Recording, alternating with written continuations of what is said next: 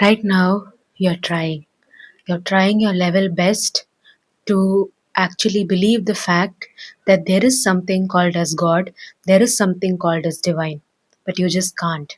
You are trying to believe in God, but everything that has happened in your life, the breaks, the ups and downs, the falls that you have had, all makes you question, does God really exist?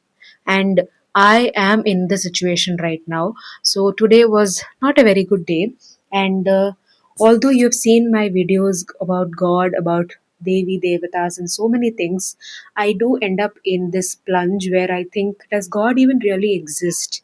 And I'm building a career about it. Is this all worth it? Does God really exist? If He exists, then why is this world such a cruel place? My thoughts go that way, and today I sat down to make a video about it because I feel like I'm not alone. Everybody in your 20s, in your early 30s, और जिनकी ज़िंदगी अच्छी नहीं है अभी, many of you all will think, does God actually exist? Are we all praying to some random names and random things in this world and just calling it God? So hear me out. I don't want you to believe in God. Don't force yourself to believe into God, because when you force something, your brain repels even more. This is just science. So don't force yourself into God. But I want to share a story with you all. I have a hibiscus plant in my apartment balcony, and I every day go and see if there's a new flower that's there. Okay. And when I saw, there was something like a little mosquito, and I just looked deep into it, looks closely into it, and the color of the mosquito is this electric green color. And then I thought, the creation is so unique and so like specific to each and every organism that there is a mosquito like creature which has an electric blue color. It was like this copper sulfate blue, but the fact that if you hit it, it will die. So, even to such a creature, there has been so much of beauty added, so much of an identity added to it. So, how big is the identity that this human holds in? This was what I felt that day. And I remind myself of that electric blue, colorful mosquito every single time I doubt in God. As you grow older, you have to realize that God is not in the statue, God is not in the temple, God is not there when you do the rituals. God is everywhere. There is no place that God does not sit, because He or she, God is omnipresent. And and if you still find it difficult to believe in God, I want you to believe in nature. There are some laws in the nature. There are some very universal facts of the universe and of the nature that just cannot be taken away. You have to believe in nature, because that electric blue mosquito which I saw was part of the nature. You and I are also part of the nature. To a child, their parents are their God. Okay? So, why am I making this video?